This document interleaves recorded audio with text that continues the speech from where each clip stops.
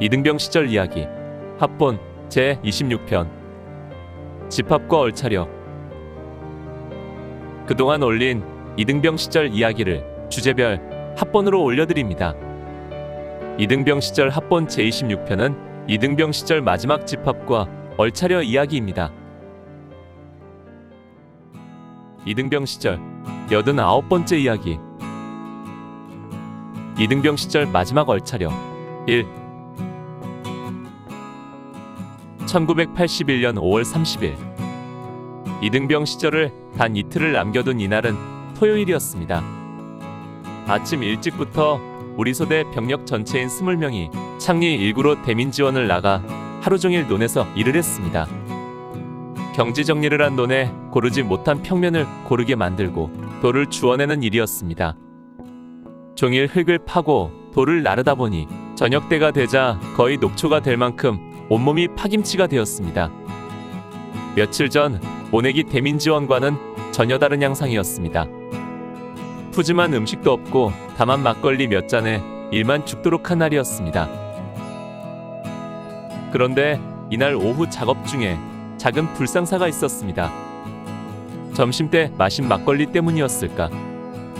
이총의 부사수 소나무계 일병이 작업 중에 자기에게 잔소리를 한다고 고참인 내 부사수 최아무계 일병에게 대든 것입니다. 가래질을 하는데 최 일병이 이래라 저래라 잔소리한다고 잡고 있던 가래를 내던지고 만 것이지요. 나보다 20일 빨리 입대하여 소대에서 나와 동기로 끊어준 손일병은 5월 1일부로 일병 진급한 상태였고 최 일병은 그보다 5개월이나 빠른 하늘같은 고참이었습니다.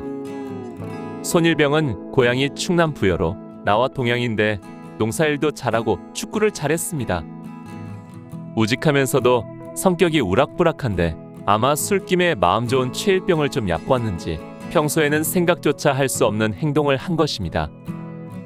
이 일로 손일병은 내 사수인 이아무개 상병에게 현장에서 몇 대 맞고 최일병에게 사과를 한 뒤 작업을 마치고 부대로 복귀했습니다. 저녁 식사를 위해 집합하니 주번하사가 전달 사항을 말했습니다. 오늘 밤 8시부터 영화 상영이 있으니까 식사 마치고 빨리 정비한 뒤에 7시 반까지 집합해야 한다. 영화라는 말에 피로가 싹 달아나는 것 같았습니다. 그 당시 군인들에게 영화는 또 하나의 즐거움이었습니다. 지금처럼 TV가 흔한 것도 아니고 컴퓨터가 있는 세상도 아니었으니 영화만이 우리가 보고 즐길 수 있는 유일한 문화생활이었기 때문입니다.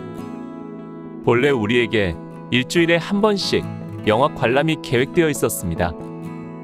그러나 잦은 야외 훈련과 측정 등으로 일정이 맞지 않아 어떤 때는 한 달에 한 번 보기도 어려울 때가 있었습니다. 아무튼 기대감을 가지고 저녁 식사를 마치고 바삐 점호 준비를 하고 있는데 김아무개 일병이 다가오더니 작은 목소리로 속삭였습니다. 이따 8시 영화가 시작되면 야간 사격 통제대로 집합해. 올 것이 왔구나. 아무래도 오늘날의 일로 불안했는데 그냥 넘어가지 않는 것 같았습니다. 또 앞으로 6월이면 유격의 산악훈련 그리고 100km 행군 등 한 달 내내 야전 생활이 계속되는데 미리 군기를 다잡기 위해 미리부터 조짐이 있었습니다. 종일 후텁지근했던 날씨가 밤이 되면서 비가 내리기 시작했습니다. 우리는 다른 중대원들과 함께 집합하여 대대 식당으로 이동하여 영화 관람을 시작했습니다. 그러나 이내 옆구리를 건드리는 감촉을 느끼면서 조용히 식당을 빠져나와 비를 맞으며 야간 사격장으로 올라갔습니다. 식당 뒤편으로 일대대 넘어가는 골짜기에 위치한 야간 사격장은 후줄근한 빗줄기 속에 귀신이라도 나올 것처럼 을씨년스러웠습니다. 사격장 사로 중앙에 위치한 사격통제대는 시멘트 블럭으로 지은 2층 건물이었습니다. 우리는 우선 사격통제대 1층에 집합을 했습니다. 집합 주체는 내 사수인 이상병을 비롯하여 총위분대 장상병, 포분대 김상병과 양상병, 서상병 등이었고 집합 대상은 내 부사수 최일병을 제외한 나와 이총 손일병, 이아무개 일병, 총위분대 김아무개 일병과 나이병, 그리고 우리 후임인 정아무개 일병, 포분대의 심아무개 일병 등 7명이었습니다. 그 사이 우리 소대에도 후임들이 들어와서 내 뒤로도 3명의 쫄병이 있었습니다. 우리는 먼저 1층에서 김상병과 서상병으로부터 일장 훈시를 들었습니다. 이 새끼들 군기가 빠져가지고 위아래도 몰라보고 감히 쫄병이 고참을 타고 넘으려 해. 아무래도 오늘 낮의 일이 사단이 되는 것 같았습니다. 소대 기강이 무너지면 이건 군대가 아니고 개판이야. 너희들은 개새끼들이고 개새끼들에게는 오직 하나 몽둥이가 약이다. 오늘 내가 확실히 너희들을 개가 아닌 사람으로 만들어주겠다. 집합하여 기합받을 때는 늘 군번순으로 시작됩니다. 맨 먼저 총이분대 김일병부터 시작되었습니다. 나보다 3개월 빠른 고참인데 늘 소대 고참들의 타켓이 되는 사람이었습니다. 평소에 보면 술 추진도 잘해오고 고참들을 위해 몸을 사리지 않는 편인데도 왜 그런지 늘 찍혀서 가장 많이 당하고 냈지요. 이날도 1번 타자로 걸려 엄청 맞았습니다. 주먹으로 훅을 몇 대 맞고는 주저앉자 다시 엎드려 뻗쳐서 사정없이 몽둥이로 10여 대를 더 맞았습니다. 그리고는 내부에 있는 계단을 통해 2층에 있는 양 장상병에게로 올라갔습니다. 그러나 2층에 올라가서 조금 뒤부터 다시 우당탕거리는 소리가 위에서 들려왔습니다. 내 눈으로 직접 상황을 볼 수는 없었지만 들리는 소리로 미루어 반죽음이 되는 것 같았습니다. 이등병 시절 90번째 이야기. 이등병 시절 마지막 얼차려. 1981년 5월 30일 비 내리는 토요일의 밤은 깊어가고 있었습니다. 을신연스러운 야간 사격장 사격통제대 1층에서 우리는 김아무개 일병의 맞는 모습과 다시 2층에 올라가서 엄청 맞는 소리를 들으며 엄청난 공포심을 느끼고 있었습니다. 아, 이 시간이 언제 끝날 것인가? 지금이라도 주번사관이 대대병력을 집합시키고 인원 파악이라도 하면 좋으련만 모두들 영화산매경에 빠져 한쪽 구석에서 벌어지는 이 사태는 아무도 모르고 있었습니다. 김일병에 이어 다음 타자는 오늘낮에 최일병에게 대들었던 손일병. 그 역시 김일병처럼 1층에서 실컷 맞고 다시 2층으로 올라가더니 우당탕퉁탕 맞는 소리가 들려왔습니다. 아무래도 오늘낮의 일로 인해 손일병을 확실하게 잡아놓겠다는 속셈인 것 같았습니다. 그 두 사람이 2층에서 당하고 있는 동안 아래층에서는 역시 김상병으로부터 나머지 인원들이 돌아가며 몽둥이 찜질을 당하고 있었습니다. 그 다음 타자는 나였는데 김상병은 내게 엉뚱한 트집을 잡았습니다. 내가 며칠 동안 수염을 깎지 못해 턱수염이 덥수룩했는데 그걸 시비하는 것입니다. 너는 수염도 안 깎고 이게 산적이지 사람이냐? 네가 안 깎으면 내가 대신 깎아주려. 그러더니 라이터를 꺼내 턱수염을 그슬리는 것입니다. 조금은 장난기 섞인 행동이었고 잠깐하고는 멈췄지만 내게는 매맞는 것 이상 고통스럽고 모멸스러운 일이었습니다. 그러면서 나 역시도 엉덩이에 불이 날 만큼 대여섯 대의 매를 맞았습니다. 그러나 별로 트집 잡힐 일이 없었기 때문인지 앞서 두 사람처럼 2층으로 불려가지는 않았습니다. 그런데 우리가 기합받고 있는 장소가 3대대와 1대대를 넘나드는 통로인지라 사람들이 자주 지나갔습니다. 건물 밖의 감시로 서상병과 최일병을 세워 놓았는데 사람들이 다가오면 신호를 보내왔고 우리는 그 사람이 지나가기까지 숨소리를 죽이고 있어야 했습니다. 비가 오는 깊은 밤이었는데도 의외로 지나는 사람이 꽤 있었습니다. 주로 우리 3대대와 4대대, 지원중대 소대장들이 근무를 마치고 숙소인 BOQ로 가는 것입니다. 불안해진 고참들은 우리들을 데리고 장소를 옮겼습니다. 사격장 옆 산등성이를 타고 1대대 뒤쪽 구분응선상의 평평한 곳에 자리를 잡았습니다. 세차게 내리던 비는 잦아들어 가랑비처럼 부슬부슬 내리고 있었습니다.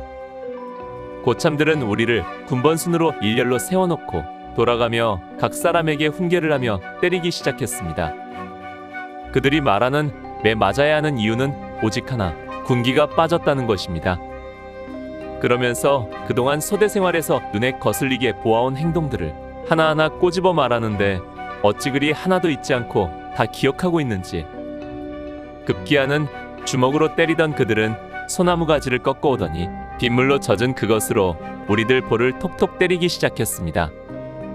비록 주먹이나 몽둥이로 맞을 때보다 아프지는 않았지만 소나무 이파리가 볼을 때릴 때 나는 심한 모멸감을 느꼈습니다.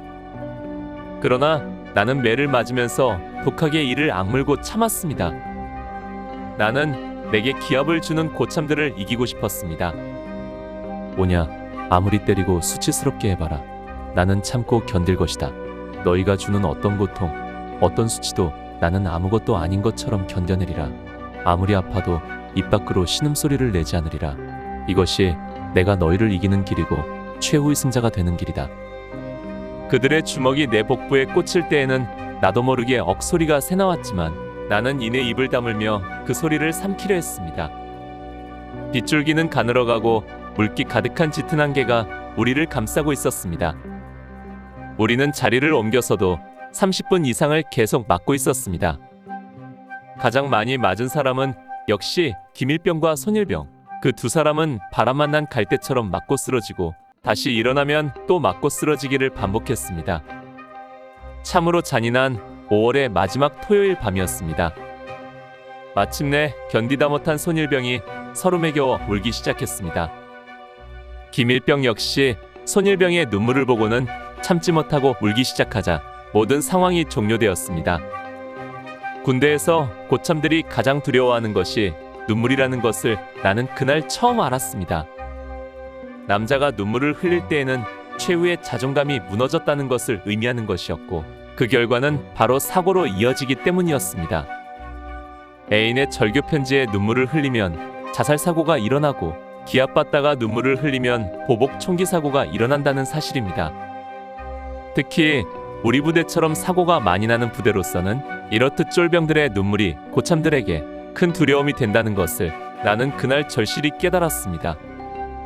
일주일에 2번의 사격과 수시로 있는 외곽초소 야간 근무 때는 실탄이 지급되기 때문에 총기 사고는 언제든지 일어날 수 있는 것입니다. 기합은 즉시 중지되었습니다. 그리고 담배에 한 개비씩이 돌아가고 고참들이 불을 붙여주었습니다. 언제 그랬냐는 듯이 고참들의 말소리는 부드러워져 있었습니다. 우리가 미워서 그런 것이 아니라고 하더군요. 군생활을 잘하게 하기 위해서라고요. 마음에 두지 말고 웃으며 털어버리자고도 했습니다.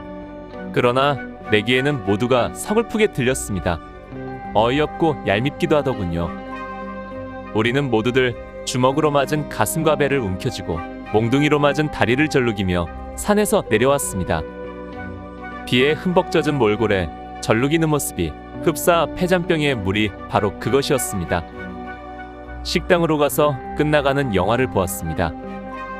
그대로 네모반으로 들어가고 싶었지만 아직 영화가 끝나지 않은 상태에서 우리만 들어가면 주번화사나 다른 사람에게 걸릴 것이 분명하기에 영화가 끝난 뒤에 남들과 섞여 돌아가야 한다는 것이었습니다. 영화는 최인호 소설을 원작으로 한 불새라는 영화였는데 영화 마지막 부분만 조금 보고는 참으로 길고 지루했던 영화 관람이 끝났습니다. 이날의 일은 그것으로 마무리되었습니다. 다행히 다른 불상사는 없었고 이후로 집합은 계속되었지만 단 한 번을 빼고는 그날처럼 심한 구타나 얼차려는 다시 없었습니다. 그 한 번의 이야기는 다음에 하도록 하겠습니다. 이 이야기를 기록하면서 혹 지나간 과거사로 인해 당시 고참병이었던 분들에게 조금이라도 누가 될까봐 염려스럽습니다. 옛 이야기는 과거사일 뿐이고 또 그 당시 군대라는 조직의 특수성과 일반적 상황에 비추어 볼 때 그 누구라도 당했던 일이었다는 것을 말씀드립니다. 그리고 제 이야기는 일방적으로 당하는 사람의 입장에서 기록한 것이고 얼차려를 실시한 중간고참들이 또한 그렇게밖에 할 수 없었던 나름대로의 상황과 그들만의 애환이 분명 있었을 것입니다. 지난 2010년 2월에 나는 당시의 고참병 당사자들을 만날 수 있었고 그 뒤로 전우회를 통해 몇 차례 더 만나면서 지난날의 그 모든 것은 그저 한바탕의 웃음으로 날려버릴 수 있는 것임을 확인했습니다. 위 이야기는 그저 군대 시절 추억의 한 자락일 뿐 그 이상도 그 이하도 아님을 밝힙니다. 오늘 추억 여행에 함께 해주셔서 감사합니다. 다음 이야기를 기대해 주시고 구독과 좋아요 부탁드립니다. 당백